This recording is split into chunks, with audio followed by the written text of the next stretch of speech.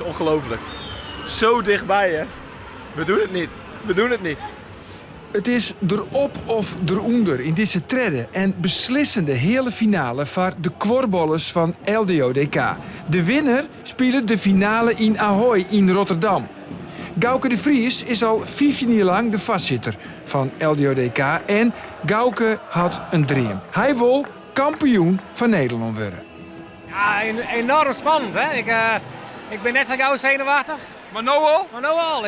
Ik sliep altijd als een roos, maar vannacht ik zuur wat onrustig in de sliep. Dus, Hoe vaak moest wekken worden? ja, wel een stuk of 6 keer denk ik. Maar ja, ik had er gewoon ook rustig veel zin in. Dus, Naast Gauke de Vries zit Jan Niebeek. En Niebeek, dat is de coach van LDODK.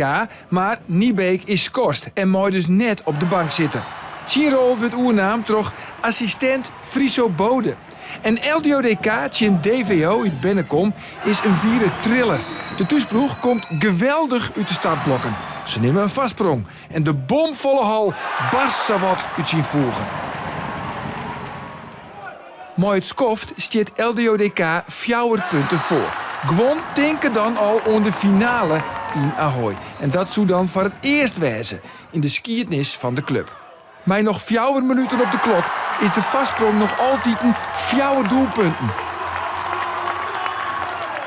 Maar dan gaat het vreselijk mis. Coach Jan Niebeek zocht het onheil onkomen. DVO komt dichterbij en de wedstrijd kantelt. LDODK krijgt de bal er maar net in. En DVO komt zelfs op vastsprong. En dan, in de allerlaatste seconden, LDODK in de onval. Julian Vrieswijk wordt vrij spelen en als deze goed valt, dan slepen ze er nog een verlenging uit. Maar Vrieswijk mist. En LDODK is uitschakelen. Het gaat weer mis in de hele finale.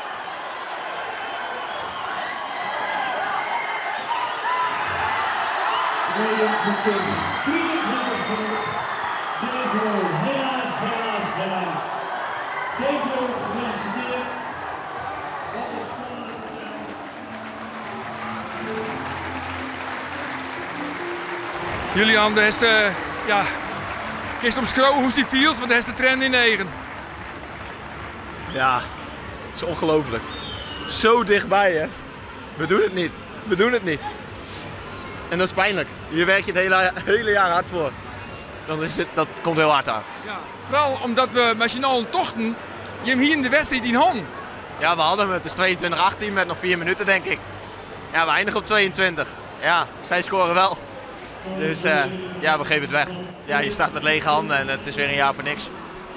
Zo viel het, weg voor niks. Ja. Heb jij het aangedurfd om tijdens de wedstrijd stiekem aan Rotterdam te denken?